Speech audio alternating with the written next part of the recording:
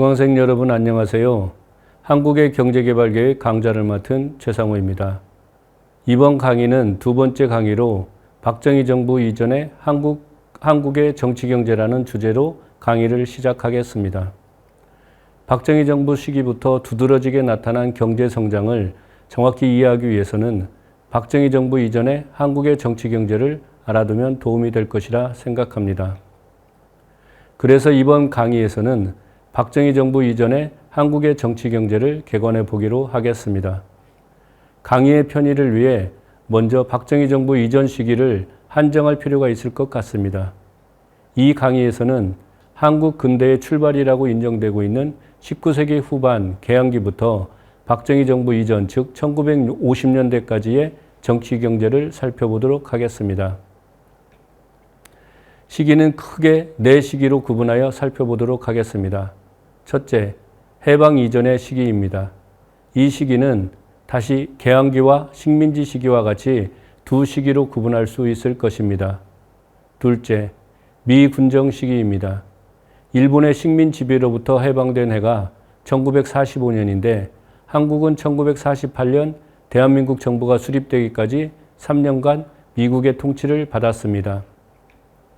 셋째, 한국 정부가 수립된 이후 시기입니다. 이 시기는 정부가 수립된 이후부터 한국 전쟁이 발발하고 종전되는 시기까지 포함합니다. 넷째, 1950년대 시기입니다. 세 번째 시기와 한국 전쟁 종전까지 포함했기 때문에 한국 전쟁 이후라고 표현해야 맞으나 굳이 1950년대라고 한 것은 두 가지 의미가 있습니다. 하나는 한국 전쟁 이후만 다루지 않고 필요하다면 정부 수립 이후 혹은 해방 이후부터 다루면서 정리하겠다는 의미를 담고 있습니다. 다른 하나는 이 시기가 박정희 정부 직전 시기로서 중요하다고 인정되어 보다 자세히 설명하겠다는 의미를 담고 있습니다. 이번 강의에서는 1950년대에 미국의 원조가 중요했기 때문에 우선 원조를 소개하고 다음 강의에서 1950년대 경제 계획을 소개할 계획입니다. 강의에 들어가기에 앞서 한국에 대한 용어를 정리할 필요가 있을 것 같습니다. 오늘날의 시점에서 한국의 공식 명칭은 대한민국, 리퍼블릭 오브 코리아입니다. 그러나 국제적으로 더 널리 알려진 것은 북한, 노스 코리아와 구분되는 남한, 사우스 코리아일 것입니다. 그러나 1948년 대한민국 정부가 수립되기 이전에는 조선이라고 불렸습니다. 19세기 후반에는 당연히 조선이라고 불렸고 일본 식민지 시기에는 식민지 조선이라고 불렸습니다. 또한 이 시기에는 한반도가 영토적으로 남한과 북한으로 분리되지 않은 시기이기도 합니다. 그러나 이 강의에서는 필요에 따라서는 조선이라는 국가명을 사용하겠지만 일반적인 경우에는 시기를 구분하지 않고 한국이라고 부를 것입니다. 한국이라고 부르더라도 시기마다 국가명이나 영토적으로 차이가 있다는 점을 염두에 두어야 할 것입니다. 통상 한국에서 근대의 출발은 1876년에 체결된 강화도 조약을 계기로 이루어진 개항부터라고 할 수 있습니다. 그래서 여기에서는 왜 일본과 강화도 조약을 체결했는가 하는 점을 먼저 설명하도록 하겠습니다. 19세기는 서구 열강이 상품 시장과 원료 공급지 확보를 위해 대외적으로 영토를 확장하는 제국주의 국가로 전환된 시기라고 할 수 있습니다. 이런 흐름에서 19세기 초부터 서구 열강이 아시아 지역으로 진출하여 아시아 국가들을 식민지로 지배하거나 반식민지 상태에서 자국의 영향력을 강화하려고 시도하였습니다. 이때 인도, 동남아시아 등을 거쳐 중국이 반식민지로 전락했습니다. 서구 열강의 한국에 대한 관심은 다른 아시아 국가들에 비해 크지 않았습니다. 인도, 동남아시아, 중국처럼 서구 열강들이 선호할 만한 특산물이 산출되는 것도 아니었고 상품 시장으로서 역할을 수행할 정도로 한국의 소득이 높지 않았습니다. 이런 이유로 한국에 관심을 가졌던 서구 국가는 종교 박해에 대한 항의와 통상을 요구했던 프랑스와 미국에 불과하였습니다. 이 두 국가는 한국에 대한 군사적, 정치적 지배를 추구했던 것은 아니지만 한국 정부의 강력한 쇄국 정책에 기인하여 군사적 충돌이 발생하였습니다. 1866년에 병인 양유와 1871년에 신미 양유가 그것인데 프랑스와 미국의 군대는 군사적 충돌이 끝난 직후에 곧바로 철수했습니다. 서구 열강을 제외하고 한국에 관심을 갖고 있는 국가는 인접국 일본이었습니다. 1854년에 미국에 의해 강제로 개항된 일본은 신속하게 정치 경제적으로 개혁을 단행하면서 동아시아의 신흥 세력으로 부상하고 있었습니다. 일본은 중국 중심의 전통적인 동아시아 국제 질서를 재편하고자 하는 의도를 갖고 한국과의 수호 조약을 체결하고자 하였습니다. 그러나 한국은 아직 중국 중심의 전통적인 국제 질서로부터 벗어날 준비를 충분히 갖지 못한 상태였습니다. 하지만 1875년 9월에 발생한 운요호 사건을 계기로 일본은 한국의 수호조약 체결을 강요했고 1876년 2월에 강화도에서 조일 수호조규가 체결되었습니다. 이 조약은 강화도에서 체결되어 통상 강화도 조약으로 불리는 조약입니다. 이 사진은 강화도 조약 체결 당시의 사진입니다. 이 조약은 조선의 정권 대신인 신원과 일본의 정권 대사인 구로다 기요다카가 20여일간 교섭을 한 이후 1876년 2월 말에 체결되었습니다. 이 조약은 이후 한국의 정치 경제에 커다란 영향을 미쳤습니다. 우선 제1조에서는 조선은 자주의 나라로 일본과 평등한 권리를 가진다라고 하여 중국 중심의 전통적인 국제 질서를 재편하고자 하는 목적을 분명히 드러냈습니다. 게다가 이 조약은 불평등 조약이었습니다.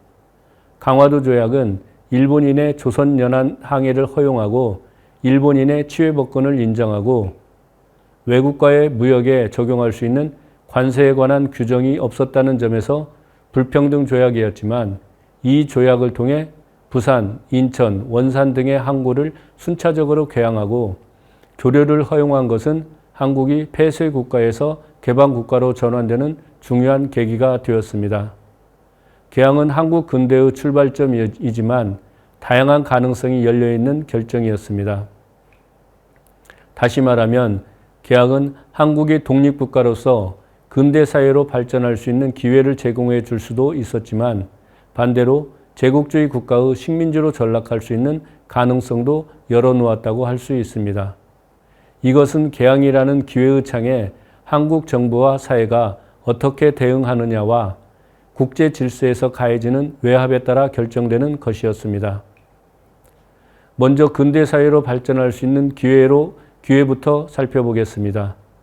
가장 먼저 지적할 수 있는 것은 대외무역이 변했다는 것입니다. 개항 이전에 한국은 중국과의 관무역을 제외하고 다른 교역은 없었습니다. 더욱이 중국과의 무역은 경제적인 성격보다 정치적인 성격이 강해 경제에 미치는 영향은 크지 않았다고 할 수 있습니다. 그러나 개항은 논리적으로 말하면 일본, 중국을 포함하여 세계 모든 국가와 교역을 할 수 있게 되었고 개항 이전과 달리 경제적인 성격을 갖는 무역을 할 수 있게 되었다는 것을 의미했습니다. 따라서 개항으로 한국은 폐쇄 국가에서 개방 국가로 전환되었다고 할 수 있습니다. 이 그래프는 개항기 1876년에서 1909년 일본의 식민지로 전락하기 직전까지의 수출입 통계를 정리한 것입니다. 개항 직후인 1877년의 수출액과 수입액은 보잘것없었습니다. 수출액은 5만 9천 원이었고 수입액은 12만 7천 원이었습니다. 그러나 그 이후 수출과 수입은 빠르게 증가하여 1881년에는 수출 223만 원이었고 수입 187만 4천 원을 기록하였습니다. 차트에서 확인할 수 있듯이 1880년대에는 무역이 다소 정체했다가 그 이후 다시 빠르게 성장하였습니다. 1897년의 수출은 897만 4천 원이었고 수입은 1006만 8천 원에 도달했고 1907년에는 각각 1,648만 원과 4,161만 2천 원을 기록하였습니다. 그러나 차트에서 확인할 수 있듯이 무역 수지는 1880년대 일부 기간을 제외하고 전체적으로 적자를 기록하였습니다. 수출과 수입을 합친 무역액 역시 매년 빠르게 증가하였습니다. 1881년에는 410만 4천 원, 1897년 1,904만 2천 원, 1907년에는 5,809만 2천 원을 달성하여 이 기간 동안 연평균 무역 성장률은 17%였습니다. 물론 수출품이 미국 등과 같이 제1차 산업 제품으로 제한되고 국가도 일본과 중국 등 주변 국가에 제한되었지만 무역은 한국 경제에 기회를 제공해 준다는 사실에는 변함이 없습니다. 게다가 이미 발달한 선진사회로부터 근대적 제도와 지식을 배우고 선진 기술들을 한국에 도입하여 확산시키는 것도 한국에게는 자주적인 근대국가로 전환할 수 있는 기회였다고 할 수 있습니다. 실제 개항 이후 한국 정부는 여러 차례의 근대적인 개혁을 시도하였습니다.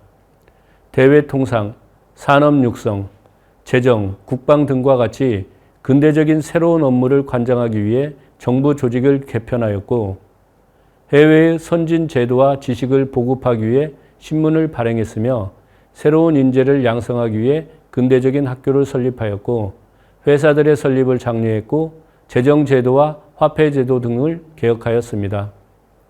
그러나 근대화의 추진 주체의 잦은 교체와 정치 불안 그리고 당시 국정을 책임졌던 고종의 개혁 이념이나 의지가 강하지 못했고 게다가 근대화 개혁을 지지하는 사회 세력이 부재했다는 사실에 더해 일본이 한국을 식민지화하려는 의지가 강해 한국은 식민지로 전락하는 길을 걷게 되었습니다.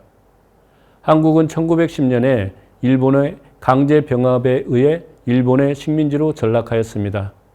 일본의 식민지 통치 기간은 무려 36년간이나 지속되었는데 이 기간에 이루어진 변화에 대해서는 수탈인지 개발인지 아니면 수탈을 위한 개발인지 한국 내에서는 여전히 뜨거운 쟁점입니다. 이 강의에서는 식민지 시기에 발견되는 두 가지 사실에 주목하고자 합니다. 하나는 자본주의 시장 경제가 발달할 수 있는 근대적인 제도와 기구가 확산되었다는 점이고 다른 하나는 식민지 시기의 경제 번화 실태와 그에 대한 평가입니다. 근대적인 사적 소유권의 확립과 관련하여 이 시기에 일어난 중요한 사건은 1910년부터 1918년까지 시행된 토지조사 사업입니다. 식민지 초기에 시행된 토지조사 사업을 농민의 사유지를 빼앗아 국유지로 만들었다는 수탈론의 관점에서 이 사업을 부정적으로 평가하는 사람도 있지만 근대적 토지 소유권 증명 제도가 확립되고 지세 제도가 정비되어 식민지 지주제와 자본주의 시장 경제가 발달할 수 있는 제도적 토대를 마련해 준 계기였다고 평가할 수 있을 것입니다. 이 그래프는 식민지 시기 국내 총생산에 근거하여 계산한 경제 성장률을 표시한 것입니다. 그래프에서 확인할 수 있듯이 식민지 기간에는 1919년, 1924년, 1928년과 1939년 총 4차례 마이너스 성장률을 기록했지만 전체적으로 볼 때는 성장했음을 알 수 있습니다. 1911년에서 1940년까지의 연평균 성장률은 3.9%였습니다. 이러한 성장 속에서 산업 구조도 변화했습니다. 식민지 직후인 1911년에는 제1차 산업의 비중이 전체의 67%를 차지하고 제2차 산업의 비중은 5%에 불과했는데 식민지 기간에 공업화가 빠르게 진행되어 1940년에는 제1차 산업 비중은 41%로 줄어들었고 제2차 산업은 19%로 증가했습니다. 이러한 결과 식민지 시기에 수탈만 있었다고 주장했던 전통적인 견해에 커다란 충격을 주었습니다. 또 다른 관심은 이러한 성장 속에서 한국인 기업은 어떻게 대응했느냐 하는 것입니다. 수탈론에 따르면 한국인 기업은 쇠퇴하여 그 수가 점차 줄어들었다고 주장하였는데 과연 그런지 살펴보도록 하겠습니다. 이 그래프는 식민지 전 기간에 걸친 민족별 공장 통계를 보여주고 있습니다. 이 그래프에서 확인할 수 있듯이 식민지 시기의 공장 수는 매년 빠르게 증가하였습니다. 1910년에 151개에 불과하던 공장은 1924년에 3,720개, 1938년에는 6,590개로 증가하였습니다. 사실 이러한 공장 수 증가를 주도한 것은 한국이었습니다. 2000년에 39개 한국인 공장은 24년에 1,700개로 증가했고 1948년에는 3,913개로 매우 빠르게 증가했고 일본인 소유 공장 1920년대 후는 완만하게 증가했습니다. 게다가 속에서 주목되는 것은 1930년대 한국인 공장 일본인 공장 수를 점입니다. 이런 추세는 계속 이어져 한국 공장 수와 일본인 차이가 더 크게 됩니다. 이와 같이 식민지 시기 공업화 과정 한국인 공장과 줄어들지 않고 계속 성장했다고 할 수 있습니다. 그렇다고 식민지 시기 공업화 한국인 주도로 하는 것은 아닙니다. 규모별, 민족 분포를 보면 대부분은 일본인이 압도를 차지하였습니다. 종업원을 고용하고 있는 대규모는 1930년 총 105개였는데 이 중 일본인 공장은 1개로 전체의 70%를 차지했고 38년에는 총 89개였으며 일본인 공장은 200개로 전체의 8%를 차지하여 오히려 높아졌음을 알 수 있습니다. 이와 같이 대규모 공장에서 비중을 차지할 수 있었던 것은 일본에서 많은 자본이 유입되었기 때문입니다. 현대적인 용어로 표현한다면 일본에서 대규모의 직접 투자가 이루어졌기 때문에 가능했던 것입니다. 한국에 본점을 둔 회사의 민족별 공칭 자본금 비중을 보면 1942년에 한국인은 4%를 차지한 반면 일본인은 94%를 차지하였습니다. 국내 총 생산을 지출 항목별로 구분하여 살펴보면 식민지 초기에는 민간 소비가 가장 중요했지만 점차 수출의 기여도가 빠르게 증가하였습니다. 1911년에 수출 기여도는 7%에 불과했지만 1924년에는 19%로 증가했고 1935년에는 33%를 기록하였습니다.